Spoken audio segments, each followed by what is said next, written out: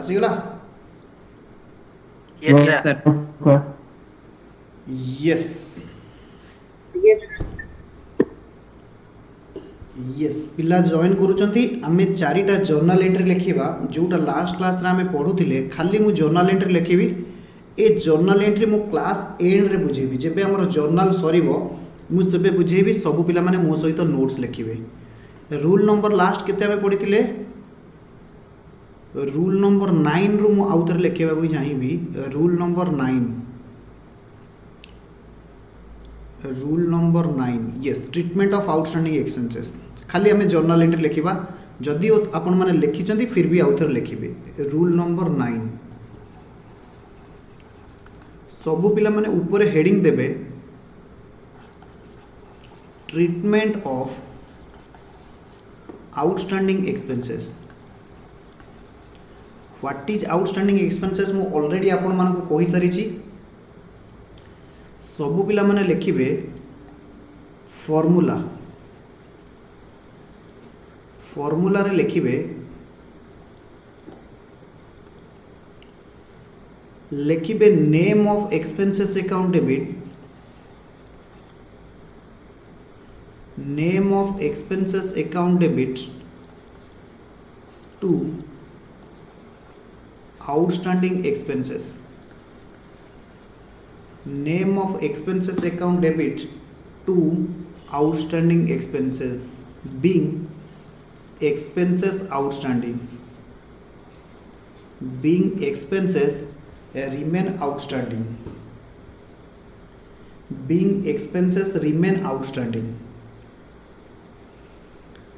Rule number 9 already हमें पढ़ी सारी ता ऊपर हमें लिखिबा rule number 9 treatment of prepaid expenses treatment of prepaid expenses सब पिला माने फॉर्मूला रे लिखिबे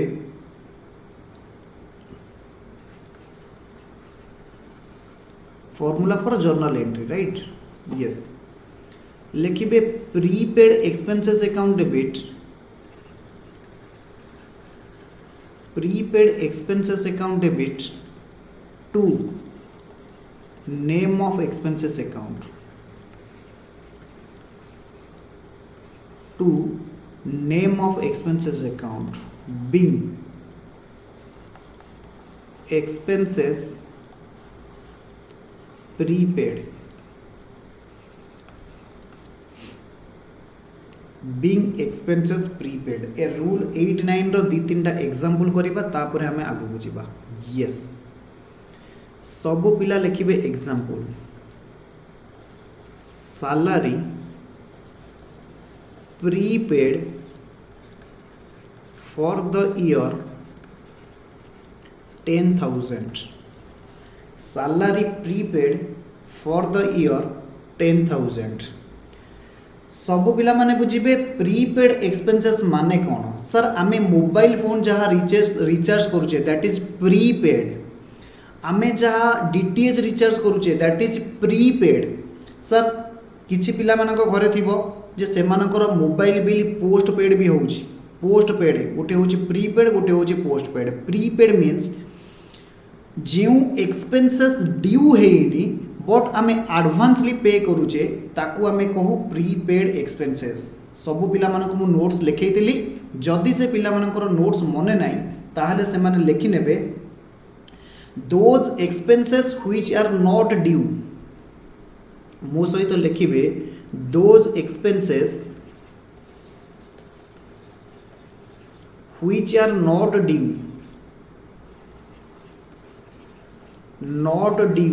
but paid in advance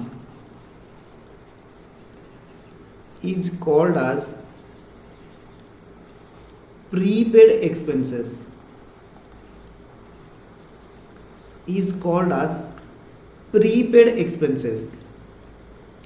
एपटे लिखिबे those expenses which are due but not paid is called as outstanding expenses is called as outstanding expenses सब पिला माने लिखिथिले मते कहिबे ओके आमे जदि एक्सपेंसेस को दीटा कैटेगरी करिबा आगे से देखिदेलो दीटा कैटेगरी करिबा एपटे आसीबे प्रीपेड एक्सपेंसेस एपटे आसीबे आउटस्टैंडिंग एक्सपेंसेस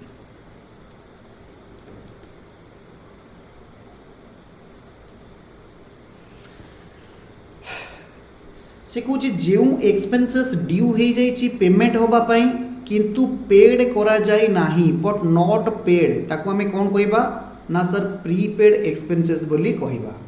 किंतु ऑन द अदर हैंड जो एक्सपेंसेस ड्यू होई नॉट ड्यू होई नाही बट पेड इन एडवांस किंतु हमें ताको कौन कर देचे एडवांसली पेड कर देचे तो ताको हमें कौन कहबा ना सर प्रीपेड एक्सपेंसेस बोली कहबा दीटा भितर फरक कौन बुझी होची गोटे होची आउटस्टैंडिंग एक्सपेंसेस आ गोटे होची प्रीपेड एक्सपेंसेस बुझी होची कि बुझी होनी यस सर बुझी होची तो प्रीपेड एक्सपेंसेस रो मु एठी आपन को गोटे क्वेश्चन देइछि एवं आपण मानको फार्मूला मध्ये ऊपर लिखा जाइछि आपनकर काम होची जर्नल एंट्री पास करबा मु से कांसेप्ट कन्वेंशन एबे तुमको बोरिंग करैबेनी कांसेप्ट कन्वेंशन मु धीरे धीरे तुम मुंडरे इंसर्ट कर देबी तुम खाली टिके बुझुता ताहले एंट्री कौन हम सबू पिला मते कहिबे सबू पिला मते कहिबे एंट्री मु करिछि अपेक्षा जर्नल एंट्री कौन हम किए कहि परिबो ऊपर फार्मूला लिखा जाइछि आपण फार्मूला देखिबे एंट्री कहिबे prepaid expenses account debit to name of expenses question कहूछि salary prepaid for the year 10000 एहार अर्थ सैलरी ड्यू हेनी किंतु आमे कौन कर देइछे ना सर आगो तुरा पेड कर देइछे जहा को कुआ जाय पेड इन एडवांस कौन कुआ जाय ना सर पेड इन एडवांस बोली कुआ जाय बुझी होची कि बुझी होनी ये सर बुझी होची सबु पिला माने आउ तरे ध्यान देकी सुनिबे सबु पिला माने ध्यान देकी मो कथा को सुनिबा को चेष्टा करिवे यस क्वेश्चन कहूची those expenses which are not due but paid in advance employ मानकु सैलरी दबार टाइम आसीनी किंतु आमे कौन करिचे ना सर एडवांसली पे कर देइचे ताकू आमे कौन कहिबा ना सर प्रीपेड एक्सपेंसेस बोली कहिबा एंट्री होची prepaid expenses account debit to name of expenses ताहले मु कौन लिखिबी सब पिला कहले सर आपण लिखंतु prepaid salary account debit prepaid salary account debit to name of expenses रो ना कौन ना sir salary to salary account 10,000 टंका डेबिट 10,000 टंका क्रेडिट बिंग सैलरी प्रीपेड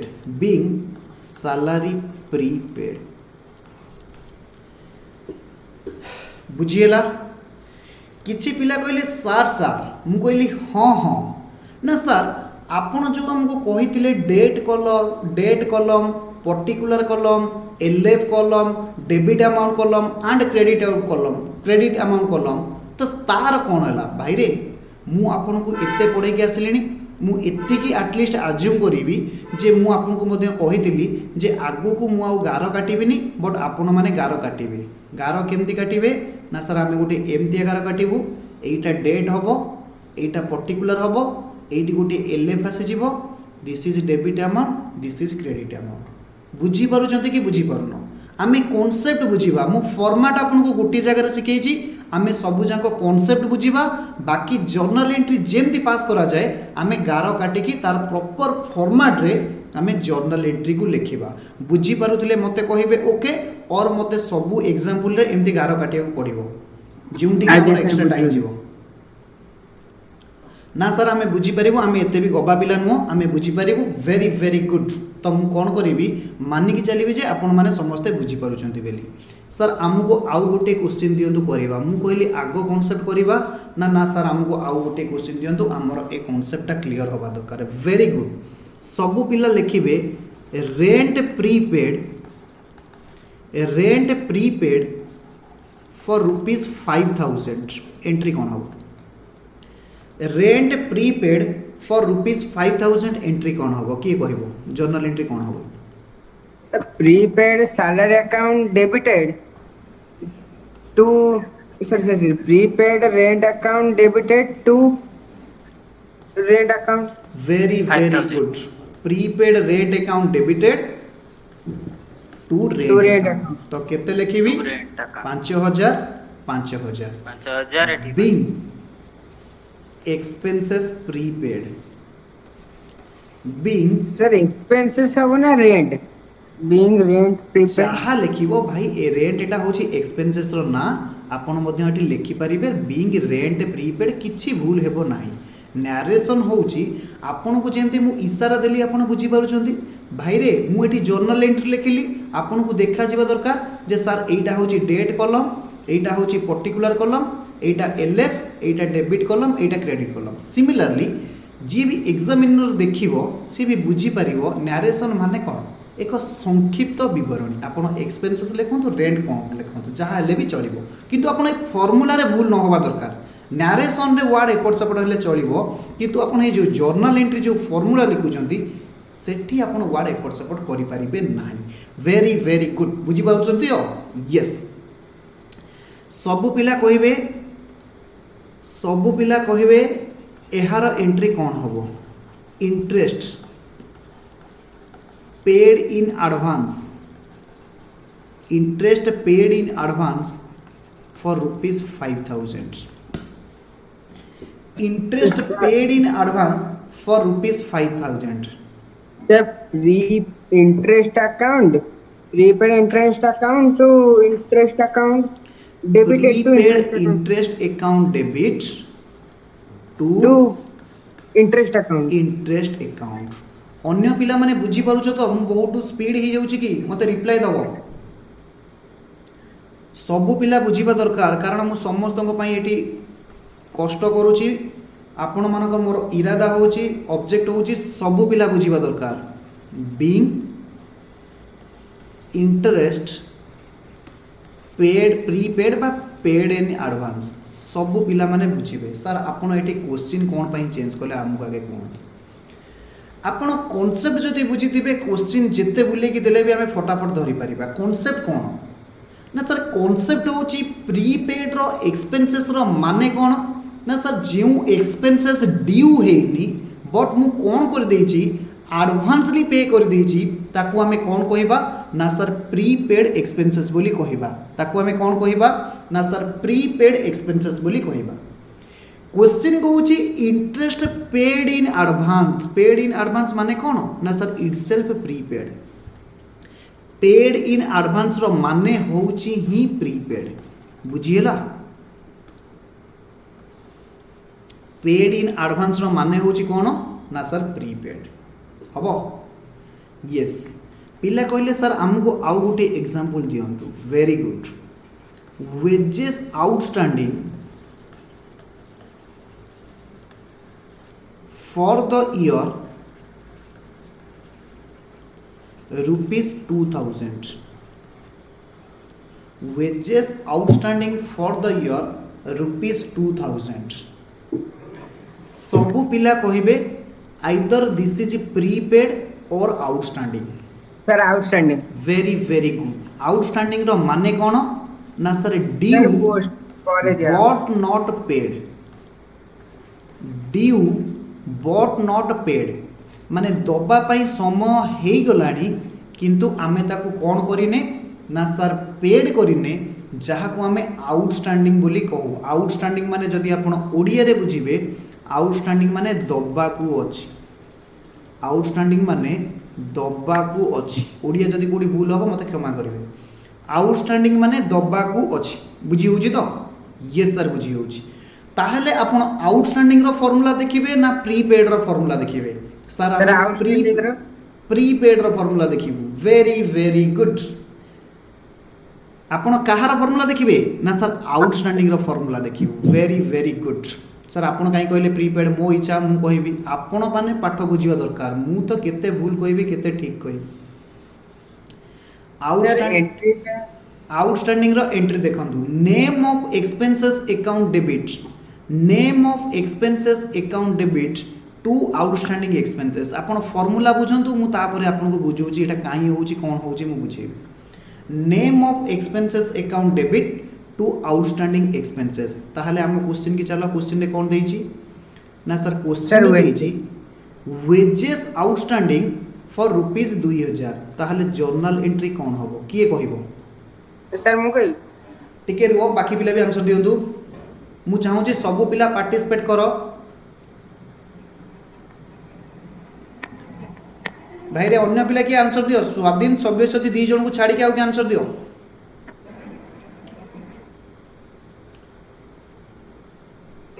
सृष्टि सुब्रमण्य को हां को रुद्र को वेजेस यस सर मु coach name of expenses account debited to outstanding account very good भाई रे एक्सपेंसेस रो ना पा अछि मु आउ नेम ऑफ एक्सपेंसेस काई लिखिबी डायरेक्ट एक्सपेंसेस रो ना लिखि देबी that is wages account debited to outstanding wages account being wages outstanding expenses बा आउटस्टैंडिंग वेजेस आपण एमती मध्य लिखि पारिबे सर हमको आउ गोटे एंट्री दियंतु very good salary outstanding 5000 salary outstanding for rupees 5000 entry कहिबे salary outstanding for rupees 5000 entry कहिबे salary account debited to outstanding account एक salary account debited to outstanding salary account very good to outstanding salary account sir आपण हमको तो reason एपर्यंत जाय कहूना थी खाली journal entry लिखै चली जदी वेट मु आपन को आगे फार्मूला उडा को रिमाइंड करी सरे तापरे मु जाय कि कारण बुझेबी being salary outstanding salary remain outstanding लिखि परिबा सैलरी आउटस्टैंडिंग लिखि परिबा बा आउटस्टैंडिंग सैलरी लिखि परिबा जहा लिखले भी चलिबो बुझिएला जदी बुझी हेतिबो ताहाले मते कहिबे यस सर यस एबे आमे रीजन बुझिबा काहे कि ए एंट्री होउची सब पिला माने बुझिबे मु से माने को दीटा कांसेप्ट बुझेइतिली जदि आपण मानकर मने थिबो गोटिए मु आपन को बुझौतिली अकाउंटिंग पीरियड कांसेप्ट गोटिए कांसेप्ट मु आपन को बुझेइतिली अकाउंटिंग पीरियड कांसेप्ट आउ गोटिए हमर कांसेप्ट अछि रेवेन्यू मैचिंग कांसेप्ट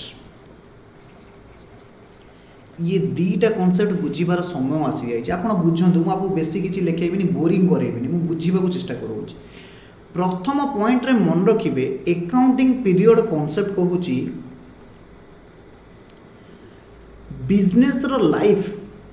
होची 12 मंथ लाइफ माने गोटिए वर्ष को गोटिए ईयर को गोटिए पीरियड को गोटिए बिजनेस पीरियड को आमे कोन कहू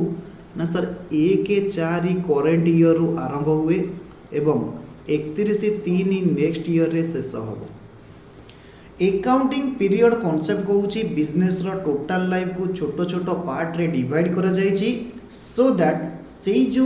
छोटो पार्ट ऑफ 12 मंथ को हमें कौन कहू ना सर वन अकाउंटिंग पीरियड बोली कहि थाउ वन अकाउंटिंग पीरियड जनरली कोठु आरंभ हुए ना सर 1 अप्रैल लो आरंभ हुए एवं केबे शेष हुए सर 31 मार्च रे शेष हुए ए पॉइंट बुझी हला यस सर सबु पिला कहिबे मु गोटे बुक्स को किनिली परचेज कली 5000 बुक्स को परचेज कली 5000 एवं से बुक्स को मु सेल कर देली रुपीस 8000 रे ताहले मोर प्रॉफिट हैला कि लॉस हैला प्रॉफिट केते टंका हैला 3000 आमे ए कॉन्सेप्ट कोडी पढ़ी जदि आपनकर मन थिबो आमे गोटे चैप्टर पढ़ुतिले profit and loss account sorry profit and loss mathematics रे गोटे विषय पढ़ुतिले जे प्रॉफिट एंड लॉस आमे कोन कले सबु पिला माने कहिबे जे आपण 3000 टंका केमिति पाइले मोर प्रश्न आपण जो प्रॉफिट को कहउचंती 3000 केमिति पाइले ट्राई टू आंसर मी आपण को आंसर रे मु आपन को बुझेबी प्रॉफिट होची केते टंका ना सर 3000 टंका आपण कोन करले 3000 टंका को केमिति पाइले किछि पिला कहले sir sir yes sir sale price रु परचेज जति हम किनि जाय ताको माइनस कर देबा वेरी गुड सब मु तो सही कथा ही कहूची सब पिला कहले सर आपण एते सहज जिंस बुझी परनती हमको पचारुचंती ओके सब पिला सुन आमे कोन कलु ना सर सेल प्राइस को कहा सहित कंपेयर कलु ना सेल प्राइस वर्सेस कहा प्राइस आम कंपेयर कलु ना सर परचेज प्राइस जिते बेले आम कंपेयर कलु सर सेल प्राइस थिला 8000 मु टिके ऑर्डर लिखिबा भूल कर देली मु लेफ्ट साइड रे लिखुची परचेज प्राइस राइट साइड रे लिखुची सेल प्राइस काहे कि मु आपन को एबे बुझेबी this is your purchase price कारण आपण आगे किनिथिबे तापरे आपण बिक्री करथिबे परचेज सर मु करिथिली 8000 टंका रे सेल सॉरी परचेज करिथिली मु 5000 टंका रे सेल कली 8000 टंका रे एहार माने कोन ए परचेज को मु कहि परिबी जे सर मु एक्सपेंसेस कली 5000 ये सेल्स को मु कहि परिबी जे मु रेवेन्यू यर्न कली बा आमे ताको कहि परिबा इनकम यर्न कली 8000 आपण मने पकांतु अकाउंटिंग टर्मिनोलॉजी रे मु आपन को पढैतिली एक्सपेंसेस एंड रेवेन्यू एक्सपेंसेस आमे कहा को कहबा रेवेन्यू आमे कहा को कहबा मु टर्मिनोलॉजी क्लास रे बल्ल भाबे आपन को बुझैतिली जदी मने नाही मु आपन को कहूची सुनंतु रेवेन्यू माने होची गुड्स को सेल करी बा सर्विस को रेंडर करी गोटे ऑर्गेनाइजेशन जहा रिसीव करूची गोटाई अकाउंटिंग पीरियड रे ताकू आमे कहिबा रेवेन्यू सर हमको आउ थरे टिके लिखै दियंतु वेरी गुड सब पिला माने लिखिबे रेवेन्यू ग्रॉस रिसीप्ट मने रखिबे जदि आपण कॉलेज को जिबे क्लास करिया पई सेठी आपण आपनकर टैलेंट देखिबे जे आपण पाठ जानि छथि बेली gross receipt from sale of goods sir service case रे हमें सेल कहीं लिखुना जनरली सर्विस को सेल करा जाएनी सर्विस को दिया जाए ताको कहा जाए rendering of services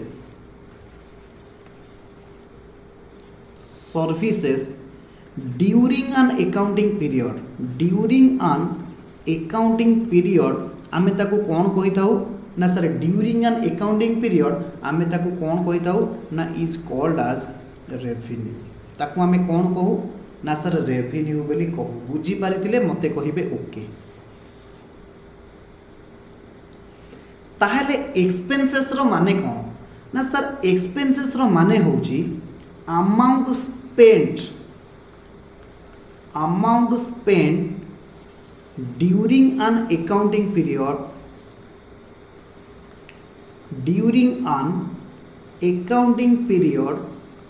to earn revenue very good to earn revenue आमे रेवेन्यू को यर्न करिबा पई जेते कि अमाउंट स्पेंड करूचे ताकू आमे कोन कहबा ना सर एक्सपेंसेस बोली कहबा ताकू आमे कोन कहबा ना सर एक्सपेंसेस बोली कहबा इज कॉल्ड एज एक्सपेंसेस सबु पिला माने मन रखिबे जे एक्सपेंसेस कहा को कहा जाए रेवेन्यू को कहा कहा जाए आमर अकाउंटिंग भाषा रे ए पर्यंत बुझी दिले मते कहिबे okay okay sir very good आमर अकाउंटिंग रे कोन हुए ना सर गोटे रेवेन्यू मैचिंग कांसेप्ट अछि रेवेन्यू मैचिंग कांसेप्ट अनुसार कोन करा जाए ना गोटिए अकाउंटिंग पीरियड कहले आपण को माइंड रे हमर होबा दरकार I am telling about 1 year और 12 मंथ गोटिए अकाउंटिंग पीरियड रे जिते टंका आमे रेवेन्यू यर्न करूचे जिते टंका आमे कोन यर्न करूचे ना सर रेवेन्यू यर्न करूचे से रेवेन्यू को कहा सहित आमे मैच करिबा ना सर एक्सपेंसेस सहित मैच करिबा आपण माने मते आंसर देबे मने कर मु सेल्स ऑफ गुड्स रु पाइछि 1,20,000 टंका व्हेयरएज मते अमाउंट स्पेंड करबा को पड़िछि ओनली 70,000 रुपीस। आपण को पाखरे आंसर अछि, आपण को आंसर नै कि मु ही आपण मान को बुझेबी। रेवेन्यू होछि 1,20,000, एक्सपेंसेस होछि 70,000। सब पिला मते आंसर देले जे सर प्रॉफिट केते हे गला 50,000। प्रॉफिट केते हे गला ना सर 50,000। अरे भाई प्रॉफिट बुझियलानी रेवेन्यू रु expenses. yes sir very good. सब पिला मते कहिबे मु से मान को पचारुची जे सर मु रेवेन्यू यन करथली 50,000 व्हेयरएज मु खर्च करथली 80,000। ताहले मोर कोन हैला ए टर्म को मु कोन लिखिबी sir loss very good. Loss amount केते आसी गला 30,000। आपण प्रॉफिट लॉस चैप्टर रु एते की आईडिया हेची सेल रु परचेज प्राइस को लेस करि देले आमे प्रॉफिट बा लॉस पाई था। मने पडुची सिमिलरली अकाउंटिंग रे आमे कोन वर्ड यूज करू आमे सेल्स को मु आपन को बुझे के आसी छी आमे को रेवेन्यू एक्सपेंसेस जेमते कि परचेज करिबा रेंट पेमेंट करिबा ये सब को कोउथरे आसी जिवे ना सर एक्सपेंसेस रे आसी जिवे। सब पिला माने बुझिबे रेवेन्यू मैचिंग कांसेप्ट अनुसार गोटिए अकाउंटिंग पीरियड रे बा 12 मास रे आपण जेतिकी टंका कोन करूचंती ना सर रेवेन्यू यन करूचंती एवं सेई रेवेन्यू यन करिबा पई आपण जेतिकी अमाउंट स्पेंड करिचंती ताकू कोन करेबे ना सर ताकू मैच करेबे। ताकू कोन करेबे ना सर मैच करेबे। जदी आपणकर रेवेन्यू एक्सीड कला जदि आपणकर रेवेन्यू एक्सीड कला काहाठारू ना सर एक्सपेंसेस ठारू ताहले आपणकर कोन आसीबो ना सर हमर प्रॉफिट आसीबो। जदि आपणकर कोन हैला ना सर जदि आपणकर कोन हैला ना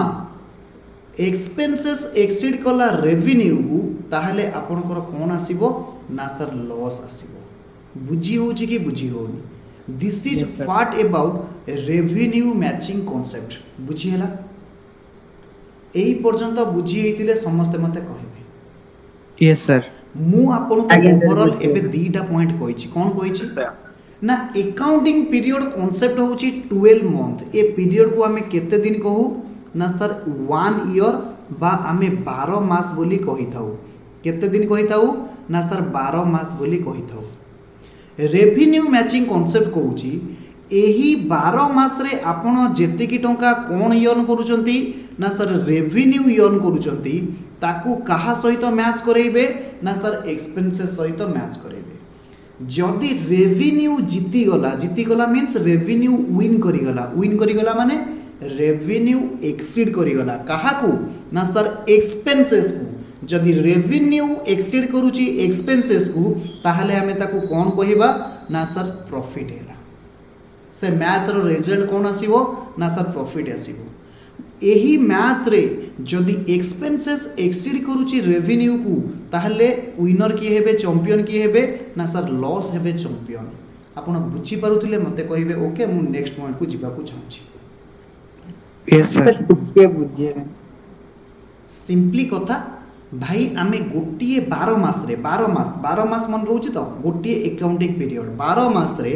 जेतिकी टंका मु रेवेन्यू यन करिछि ताकू कहा सहित मैच करेबी ना सर एक्सपेंसेस सहित मैच करेबी। जदि रेवेन्यू एक्सीड करूची एक्सपेंसेस को दैट इज प्रॉफिट। जदि एक्सपेंसेस एक्सीड करूची रेवेन्यू को दैट इज लॉस। एतिकी कथा मु सिंपली कथा कहिछि। ओके आगु जिबा आज्ञा वेरी गुड। तो एबे प्रश्न आसुची आपण मते गोटे कथा कहिबे आपण मु जहा लेखुची टिके बुझिया चेष्टा करिवे ए पर्यंत जहा कहिची ताकू बुझिबे एवं एबे जहा लेखिबा को जाउची ताकू पढिबे एवं निजो माइंड अनुसार मते कहिबे। यस अच्छा करेंट अकाउंटिंग ईयर किए कहि परिबो करेंट अकाउंटिंग पीरियड क्या करेंट अकाउंटिंग पीरियड आमे ताकू कहू सब पिला माने मन रखिबे 1/4/21 रु 31/3/22 पर्यंत करेंट अकाउंटिंग पीरियड चलिबो। बुझी होची ना नहीं आकु आमे शॉर्ट रे कहू 21-22 अकाउंटिंग ईयर बा 21-22 फाइनेंशियल ईयर बोली आमे कहि थाउ। सबु पिला माने खातारे लेखिक नेबे, कैप के पढ़िबेनी, आकु पढ़िबे करेंट अकाउंटिंग पीरियड। मु शॉर्ट फॉर्म लिखिछि, आपण ताकू लिखि नै जिवे current accounting period. Current accounting period बा करेंट अकाउंटिंग पीरियड केबे आरंभ होईछि केबे शेष होईछि एवं आकु आमे शॉर्ट रे कोन कहू ना सर 21-22 अकाउंटिंग ईयर बा 21-22 फाइनेंशियल ईयर। मने रहिला 21-22 अकाउंटिंग ईयर बा 21-22 फाइनेंशियल ईयर। मने रहिथिले मते कहिबे ओके आगे यस। आमे एबे कोन करिबा, मु जहाँ लिखुची टिके ध्यान से पढ़िबे क्वेश्चन से कहूची एक्सपेंसेस एपटे हिची इनकम बा आमे ताको रेवेन्यू मध्य कहि परिबा। इनकम रे कोन आसीबे ना सर मु सेल कली सर ₹2 लाख, सेल्स कली ₹2 लाख। एक्सपेंसेस रे लिखिबे जे सही अकाउंटिंग ईयर रो सैलरी, सही अकाउंटिंग ईयर रो सैलरी होउची 15,000 बा 15,000 लेख। सैलरी होउची 15,000, इंटरेस्ट होउची 8,000। आउ कोन लिखिबा वेजेस होउची 5,000, वेजेस होउची 5,000 यस। एवं आउ गोटे पॉइंट मु रेड रे लिखुची, सब पिला लिखिबे इंश्योरेंस प्रीमियम। इंश्योरेंस प्रीमियम बाबद रे आपको किछ नॉलेज अछि? यस सर, इंश्योरेंस सर मरिगला परे मिले इंश्योरेंस, जीवन सारा परे मरिगला परे। Very very good. कौन तमे आंसर देलो, मो आखी खोली देलो। इंश्योरेंस प्रीमियम भाई रे, आमे इंश्योरेंस एथि पई करि ताउ जदि मते किछि लॉस होउची सो दैट मु इंश्योरेंस कंपनी टारो मु कोन करि परिबी ना सर रिकवरी करि परिबी। सेति पई आमे कोन करि ताउ ना सर इंश्योरेंस करि ताउ, राइट। सी कहूची इंश्योरेंस प्रीमियम पेड आज ऑन 1 अक्टोबर 2021 फॉर ₹12,000। भलो भावे लैंग्वेज को पढ़िबे फॉर 1 ईयर। सबु पिला माने बुझिबे इंश्योरेंस प्रीमियम पेड फॉर ₹1,10 आज ऑन 1/10/21 फॉर ₹12,000। फाइंड प्रॉफिट और लॉस, फाइंड प्रॉफिट और लॉस। किछि पिला कहिबे सर आपण हमको कोन पढेबा को चाहउछंती, मु जहा पढौछि ध्यान दियो, मु जहा जहा बुझे के आसिली मते सही अनुसार आंसर दबो। यस सर, सब पिला कहिले ये नियंतु सर सॉल्यूशन। सर आमर आपण कहिले जे अकाउंटिंग पीरियड केते ना सर अकाउंटिंग पीरियड होछि 21-22। ये 21-22 फाइनेंशियल ईयर बा अकाउंटिंग ईयर रे जहा मोर रेवेन्यू आसीछि बा आमे ताको कहूछु इनकम आसीछि। केते टंका इनकम आसीछि किए कहबो? स्क्रीन ऊपर अछि, फटाफट देखि को ना सर 2 लाख टंका। ताकू आमे काहा सहित आपण मैच करबा पई मु कहितली ना सर मैच हेबे 21-22 फाइनेंशियल ईयर रो एक्सपेंसेस सहित, 21-22 फाइनेंशियल ईयर रो एक्सपेंसेस सहित। सब पिला एक्सपेंसेस को एग्रीगेट करेबे, सब पिला एक्सपेंसेस को टैली करेबे। सर 15,000 सैलरी, 8,000 होची इंटरेस्ट, वेजेस होची 5,000 एवं इंश्योरेंस प्रीमियम होची 12,000। इंश्योरेंस प्रीमियम केते होची 12,000। फटाफट मते ऐड करिकि सब पिला आंसर देले 28-12 40,000। जे एक्सपेंसेस होची केते टंका ना सर 40,000। बुझी होची कि बुझी होनी? एक्सपेंसेस होची केते 40,000 ताहेले सर प्रॉफिट केते हे गला किए कहबो ना सर प्रॉफिट हे जिवो इनकम माइनस एक्सपेंसेस बा revenue minus expenses that is 1,60,000 60,000 ए पर्यंत बुझी हे जी Yes, sir. यस सर ए पर्यंत बुझी हे जी यस आउ थरे बुझिबे मु कोन कहबा को चाहूची जदी बुझी हेची ताहले सबु पिला मो सहित कोन करिवे ना ए प्रॉफिट को क्रॉस मारिवे किछि पिला कहिले why this is wrong spelling गया तो हाँ आपण देखिथिबे 33 के भी लाइन पाखर गोटा एमतिया भूत चित्र होता है मते तो ड्राइंग आसेनी फिलहाल मते एमतिया चित्र आसे सर आखि दिटा मिसिंग अछि आखि दिटा मिसिंग अछि वेरी गुड मते जेमति आसे मु सेमति कली तुमको जो जेमति आसे सेमति करिवे this is symbol of danger danger माने कोन जे एई जगह रे आमे माड़ खाइ जिबा सर आपण तो हमकु एबे पढे के आसिले जे गोटिए अकाउंटिंग पीरियड रे आपण जहा खर्च करले ताकू आमे रेवेन्यू सहित मैच करेबा यानी गोटिए अकाउंटिंग पीरियड रे जहा आमे रेवेन्यू यर्न करले ताकू आमे एक्सपेंसेस सहित मैच करेबा जदि रेवेन्यू एक्सपेंसेस को एक्सीड हैला प्रॉफिट आमे तो सर सेया कलु भूल कोउटी रहिला मु कहली एब्सोल्युटली आपण माने राइट किंतु आपणकर कैलकुलेशन रे भूल हेछि ताहले सर हमको कैलकुलेशन रे कोउटी भूल हेछि आमको कहतु वेरी वेरी गुड सब पिला माने कंसंट्रेशन सहित शुणिबे अकाउंटिंग पीरियड कांसेप्ट कोन कहूछि ना गोटिए वर्षर एक्सपेंसेस को गोटिए वर्षर इनकम सहित आमे मैच करेबा सब पिला शुणिबे आउ थरे एक्सपेंसेस इनकर्ड मो सहित लिखिबे expenses incurred during an accounting period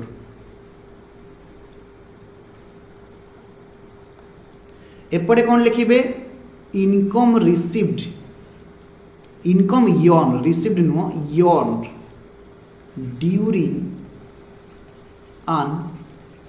accounting period सबु पिला माने लिखि सारी थिले एटी मझिरे लिखिबे वर्सेस काहेकि ना आमे मैच करूचे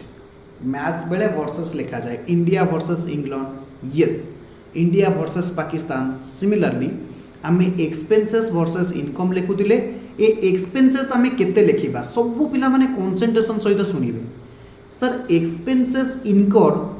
ड्यूरिंग an accounting period आहा मान एहार माने जदि आमे लिखिबा बा जदि आमे सिंपल लैंग्वेज रे बुझिबा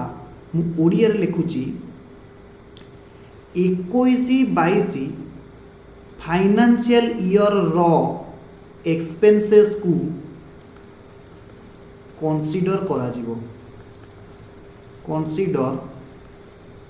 जिवो सब पिला माने बुझिबे जे जेउ एक्सपेंसेस 21-22 फाइनेंशियल रे इनकर्ड हेजी ताकू आमे कंसीडर करिबा सर रेवेन्यू ताहले कोन होबो रेवेन्यू सिमिलर जिंस 21-22 फाइनेंशियल ईयर रो बा आर्थिक वर्ष रो रेवेन्यू को आमे ही कंसीडर करिबा सर आमे तो करिछु सेया नो आपण सेया करि नाहंती क्वेश्चन देखंतु से क्वेश्चन देखिबा पूर्व मु आपन को गोटे कथा कहबी सब पिला माने आंसर कहबे प्राय सब पिला माने जियो मोबाइल यूज करूछो प्राय जियो सिम यूज करूछो अरे करूछो कि नहीं आगे सर वेरी गुड मैक्सिमम पिला मु तो जियो यूज करूछि ना yes Jio Dhandhanadhan okay IPL आसुछि Jio Dhandhanadhan okay very very good अच्छा कहिलो जियो रो गोटे मंथली प्लान आसे बट 28 डेज प्लान आसे यस सर जियो रो गोटे 28 डेज प्लान आसुछि आई एम राइट यस अच्छा ये 28 डेज माने कोन जे मते आंसर देबे मु ऑप्शन दउछि आपण मते आंसर देबे जे 1 तारिख रु गोटिए मासर 1 तारिख रु 28 तारिख और आपण जो दिन रिचार्ज करूचंती से रिचार्ज डेट रु 28 तारिख रिचार्ज डेट टू 28 तारिख आपण कॉन्सेप्ट बुझौछि आपण कॉन्सेप्ट बुझिबे अठाईस दिन जो 28 दिन माने कौन या जे सर आप जो दिन रिचार्ज करूँ आपंकर 28 डेट गोटे मसर 28 दिन में आप रिचार्ज सरीज या आगे सर Current days. नो जो दिन आप रिचार्ज कले से दिन रु 28 दिन फॉर एन एग्जांपल जदि मु 10 एटा को मास चली सेप्टेम्बर मु रिचार्ज करूची ताମାନେ मोर वैलिडिटी कोन सरीबो 28 सेप्टेम्बर सरी जीवो No, ना sir. आमे 28 दिन कोठू कैलकुलेशन करिबा ना सरी 10 10 सेप्टेम्बर रु 28 दिन यानी आपनकर 7 बा 8 अक्टोबर आसीबो 7 बा 8 अक्टोबर आसीबो जहा भी आसीबो मु पॉइंट को बुझियो चेष्टा करथिबी आउ थरे मु कहूची बहुत सिंपल कथा मु कहबा चाहूची आपन टिके बुझियो चेष्टा कर प्लान होची 28 दिन रो प्लान होची केते दिन रो मोर आपन को बुझेबार अछि ये 28 दिन रो अर्थ एहा नुओ जे ये आरंभ होबो 1 तारिख रे सरी जीवो सेही मासर 28 दिन रे यानी आपण 10 तारिख रे जदि रिचार्ज करले जे डेफिनेटली 28 सेप्टेम्बर सरीबो एईटा नुओ ताहार माने कोन ना सर इट मीन्स आपण जो दिन रिचार्ज करले सेही दिन रु 28 दिन बुझी परले कि बुझी परले अरे भाई कहू ना यस सर आगे सर बुझ वेरी गुड सब पिला माने बुझी गले मते बहुत खुशी लागला ताहले हमर क्वेश्चन एबे सॉल्व हे जिवो हम क्वेश्चन के आसंतो हम क्वेश्चन ने कोन कहिछि मु जोटी पढुछि सब पिला माने मो सहित पढिबे इंश्योरेंस प्रीमियम पेड मु केबे पेड कली 1/10/21 मु केबे पेड कली ना सर 1/10/21 रे मु पेड कली इंश्योरेंस प्रीमियम केते टंका अरे कहूनो 12,000 केते दिन पाई गोटे वर्ष भाई क्वेश्चन मन रहिला तो यस एबे आसंतु वर्किंग नोट सब पिला माने कहिबे सर मु इंश्योरेंस केबे पेड करथिली ना सर 1/10/21 रे एहा केते दिन पई चलिबो फॉर 1 ईयर मोर वर्ष आरंभ होउची मते कहिबे मोर वर्ष आरंभ होउची केबे ना सर 1/4/21 वर्ष सरीबो केबे ना सर 31/3/22 या तो यस सर यस मु इंश्योरेंस प्रीमियम केबे पेड करिछि ना सर 1/10/21 रे आपण इंश्योरेंस प्रीमियम पेड कले ताहार वैलिडिटी केते दिन ना सर 1 ईयर सब पिला माने कहिबे से 1 ईयर टा कोन 31/3 रे सरीबो या जो दिन मु पेड कली सेही दिन रु 1 ईयर सही दिन रो 1 ईयर वेरी वेरी गुड जेउंती पाई कि मु आपनकर जियो प्लान रो एग्जांपल लेथिली जेउंती पाई मु आपनकर जियो प्लान रो एग्जांपल लेथिली सर 28 दिन रो मतलब ये नुओ जे आपण जो दिन रिचार्ज करिवे 28 तारिख हेले ही एक्सपायर करि जिवो तार माने सेया नुओ तार माने कोन ना सर आपण जो दिन प्लान परचेज करले सेही दिन रु 28 दिन एग्जैक्टली आम क्वेश्चन रे भी सेया कहिछि क्वेश्चन कहूँ 1/10 रे मु गोटे इंश्योरेंस प्लान परचेज कली जार वैलिडिटी हूँ 1 ईयर अच्छा कहल एउ टू ए पर्यंत केते दिन हेतिबो ना सर 10 11 12 1 2 3 ता माने 6 मास अरे कहून हाँ आगे सर किंतु मोर इंश्योरेंस पीरियड केते दिन पर्यंत चलिबो ना सर 12 मास पर्यंत चलिबो ता माने ये 6 मास दैट इज 30/9/2022 पर्यंत चलिबो यस सर अरे भाई बुझी पारुछ कि बुझी पारुन 30/9/2022 पर्यंत चलिबो मु बहुत सिंपल कथा कहूची अकाउंटिंग आपन को एमती ही मु बुझेबी सिंपल लैंग्वेज रे आपन केवल कंसंट्रेट करिक चलंतु मो सहित यस मु एई डेट रे केते टंका पे करथिली ना सर 12,000 टंका पे करथिली मु कथाटा बुझिछ कि ए डेट मु केते हजार टंका पे करिछि ना सर 12,000 टंका आपण पे करछंती मु बेनिफिट को डेट रो को दिन पर्यंत नेबी ना सर 1/10/21 रु 30/9/22 आमे ऊपर कोन लिखि के आइछे ना सर आमे ऊपर एया लिखिछे जे 21/22 रो एक्सपेंसेस सहित सब पिला माने एथरा बुझिबे मु पेंसिल रे लिखुची 21/22 दिस इज 21/22 ये जो पहाड़ है ये 21/22 रे जहाँ मु इनकम करी बा रेवेन्यू अर्न करी यही इनकम को कहा सहित मु मैच करेबी ना सर एक्सपेंसेस सहित मु मैच करेबी बुझीगला जे 21-22 रो इनकम सहित 21-22 रो रेवेन्यू को मु कौन करेबी ना सर मैच करेबी बुझीगला किंतु कौन है इंश्योरेंस प्रीमियम केस रे आपण जदि देखि पारुथिबे ये 12,000 टंका रु 12,000 टंका होची फुल वर्षे पाई किंतु 21-22 पाई होची ओनली 6 मंथ मोर प्रश्न ताहले 21-22 फाइनेंशियल ईयर रो इंश्योरेंस प्रीमियम खर्च केते इंश्योरेंस प्रीमियम खर्च केते 6000 जीएलानी हमको आउ थरे कहतु जो पिला माने 6000 आंसर देले से माने बुझी जाइजंती बट मु एक्सपेक्ट करिवि सब पिला माने बुझीबा दरकार आउ थरे कंसंट्रेट करिवि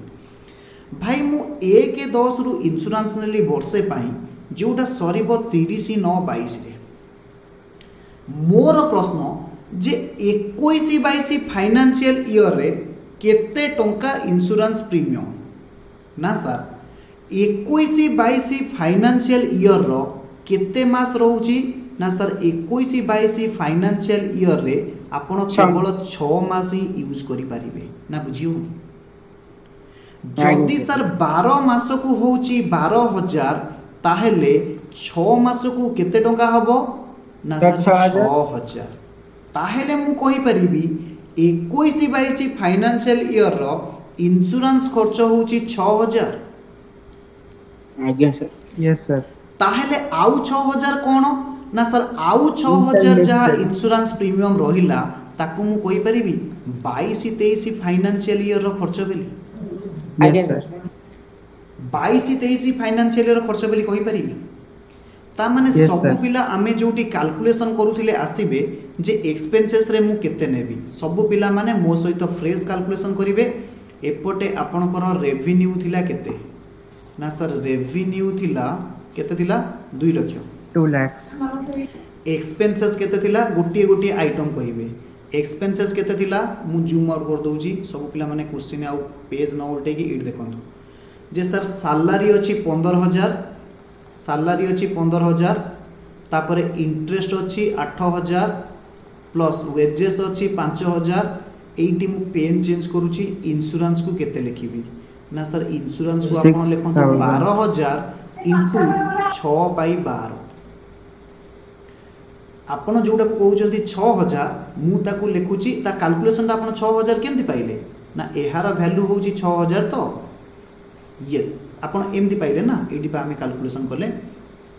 जे 12 मास को 12,000 एक मास को केते ना सर 12,000 डिवाइडेड बाय 12 ताले 6 मास को केते ना सर 12,000 डिवाइडेड बाय 12 इंटू 6 या कले तो अरे कहून आज्ञा सर सर तो ए हम लिखिली सो सब पिला कहले केते टंका खर्च होला 15 8 23 5 28 6 34,000 अतः प्रॉफिट केते हला फटाफट कहबे 1,56,000 या 166,000 आज्ञा कैलकुलेशन करी मते चेक करी कहबे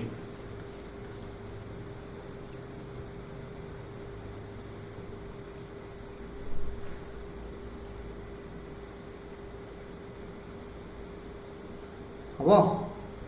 आज्ञा सर ठीक अछि एटा होची हमर करेक्ट दिस इज करेक्ट हबो एथरा बुझिएला आज्ञा ताले सर आज्ञा। हमको एक्सपेंसेस प्रीपेड और एक्सपेंसेस आउटस्टैंडिंग भितर आउ थरे टिके फरक कर दियंतु सुनो ये जो प्रीपेड और आउटस्टैंडिंग कोठु आसीची ना एई दीटा अकाउंटिंग कांसेप्ट रो मिसी की सब पिला माने बुझिबे को दीटा अकाउंटिंग कांसेप्ट ना अकाउंटिंग पीरियड कांसेप्ट और रेवेन्यू मैचिंग कांसेप्ट को मिसी की कहार जन्म ना सर सब पिला माने सुनिबे मते टिके राइट साइड रे स्क्रीन दरकार ये दीटा मिसे की कहार जन्म होइचंती ना गोटी अछि एक्सपेंसेस रे दीटा आइटम आसुचंती इनकम रे दीटा आइटम आसुचंती मो कथाटा बुझी पारले ना बुझी पारले एक्सपेंसेस रे कोन आसिले ना सर आउटस्टैंडिंग एक्सपेंसेस आ गोटी आसिले प्रीपेड एक्सपेंसेस इनकम रे कोन आसिले ना सर इनकम रे जहाँ आसिले मु आपन को बुझेबी काली बट आज किछि लिखै देबी इनकम रे आसीबे आक्रूड इनकम आउ इनकम रे कोन आसिले ना sir received in advance income received in advance okay ये चारिटा जिनस जन्म नेले को दीटा अकाउंटिंग कॉन्सेप्ट रु ना सर अकाउंटिंग पीरियड कॉन्सेप्ट रु आउ को कॉन्सेप्ट रु ना सर रेवेन्यू मैचिंग कॉन्सेप्ट रु सर हमको आउ थरे सम अप कर दियंतु अकाउंटिंग पीरियड कॉन्सेप्ट कहूची जे बिजनेस रो टोटल लाइफ को छोट छोट पार्ट रे डिवाइड करा गला एवं ईच पार्ट रे 12 मास करा गला सेही 12 मास को कुआ जाए वन अकाउंटिंग पीरियड एवं जहा कि एप्रिल मंथ रो करेंट ईयर रु आरंभ हुए एवं आसंता वर्ष 31 मार्च रे शेष होता है बुझीला रेवेन्यू मैचिंग कॉन्सेप्ट कहूची आमे रेवेन्यू को एक्सपेंसेस सहित मैच करिबा प्रश्न आसुची कोन पई मैच करिबा ना सर हमको प्रॉफिट फाइंड आउट करिबार अछि और लॉस फाइंड आउट करिबार अछि प्रॉफिट फाइंड आउट करिबार अछि और लॉस फाइंड आउट करिबार अछि जेउति पई हमको कोन करियौ पड़िबो रेवेन्यू को एक्सपेंसेस सहित मैच करियौ पड़िबो जेउति पई रेवेन्यू मैचिंग कॉन्सेप्ट को डेवलप करा जाय छी रेवेन्यू मैचिंग कॉन्सेप्ट अनुसार गोटे वर्षर एक्सपेंसेस को गोटे वर्षर इनकम सहित मैच कराइबा गोटे वर्षर एक्सपेंसेस को गोटे वर्षर रेवेन्यू सहित मैच कराइबा सो दैट जदि एक्सपेंसेस अधिका होउची रेवेन्यू कम होउची ताहले मोर लॉस हबो जदि रेवेन्यू अधिका होउची एक्सपेंसेस कम होउची ताहले मोर कोन हबो ना सर प्रॉफिट हबो बुझी पारिले ना बुझी पारिले सर बुझी पारिलो एई अकाउंटिंग पीरियड कांसेप्ट रु हमें कोन कहू एई डायग्राम टा को आउथरे बुझिबे को डायग्राम कोड गला यस एई डायग्राम टा को आउथरे बुझिबे मोर भाई अकाउंटिंग पीरियड होची 1/4/22 रु 1/4/21 रु 31/3/22 पर्यंत जहाँ भी मु इनकम नेबी जहाँ भी मु एक्सपेंसेस नेबी एई वर्षर नेबी बुझी होची कि बुझी होनी एई वर्षर मु कंसीडर करिबी जदि insurance mid of the year रे पेमेंट करा जाईची जहाँ कि आगामी वर्ष पर्यंत मते बेनिफिटेड दबो ताहले मु कोन करिबी ना एई वर्षर जेतिकी खर्च अर्थात एई डेट पर्यंत जेतिकी खर्च मु ताकू नेबी एवं आगामी वर्षर खर्च आगामी वर्ष जेतिकी दिन रहिबो आकु आमे कोन कहिबा दीटा वर्ड प्रीपेड या आउटस्टैंडिंग किए कहि परिबो आकु आमे कोन कहिबा ना सर आकु आमे कहिबा प्रीपेड काहे कि ना सर एक्सपेंसेस ड्यू हेनी भाई आसंता वर्षर इंश्योरेंस मु ए वर्ष पेमेंट करूची एहार माने कोन एक्सपेंसेस ड्यू हेनी किंतु मु आगतुरा पेड कर देची जाको आमे कोन कहिबा ना सर प्रीपेड इंश्योरेंस बोली कहिबा कोन कहिबा ना सर प्रीपेड इंश्योरेंस बोली कहिबा बुझी होची कि बुझी होनी आज्ञा सर बुझी होची तो फटाफट आउ दीटा फार्मूला लिखि दबा आजिर क्लास को ऑफ कर दबा रूल नंबर केते होबा को रूल नंबर 9 जाईची 10 जाईची रूल नंबर 11 रूल नंबर 11 रे होची treatment of accrued income accrued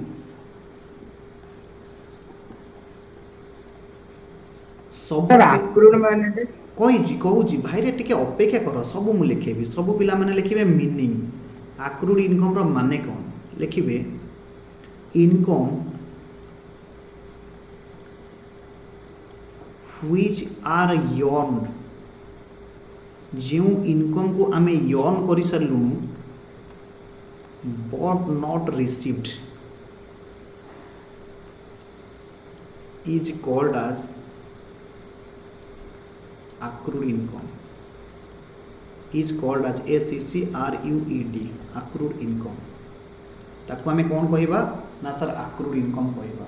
जेउ income earn हे सारिलानी किंतु रिसीव हेनी ताको हमें कौन कहिबा ना सर accrued income कहिबा ताले सर सब हमको फार्मूला लिखै दियंतु यस फार्मूला लिखिबे accrued income account debit, accrued income account debit to name of income, being income accrued, being income accrued, जो इनकम यर्न हेलानी किंतु कौन हेनी ना सर रिसीव हेनी ताकू आमे कौन कहिबा accrued income कहिबा। तो आज एतिकी थाउ नेक्स्ट क्लास रे पढिबा कि आउ पढिबा आज सर गोटे एग्जांपल दे दो मु एग्जांपल नेक्स्ट क्लास रे देबी तमे टिके सस्पेंस रे रहो कि आउ गोटे फार्मूला लिखि देबी। आज्ञा सर लिखि दो रूल नंबर 12 सब पिला माने लिखिबे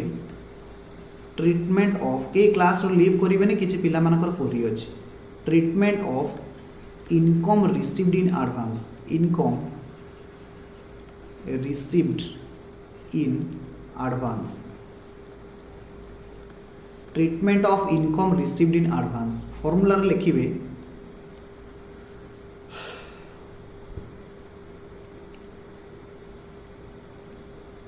ऊपरटा लिखि सारछंती आज्ञा सर यस लिखिबे name of income account debit to income received in advance account income received in advance account being income advancely received being income advancely received फिलहाल आज क्लास को एट एंड करुच्ची आज आउ किसी पाठ पढ़ा हेनी बट आपण सहित किसी डिस्कसन अच्छी गोटे मिनिट अपेक्षा करेंगे तापर आम डिस्कसन करवा।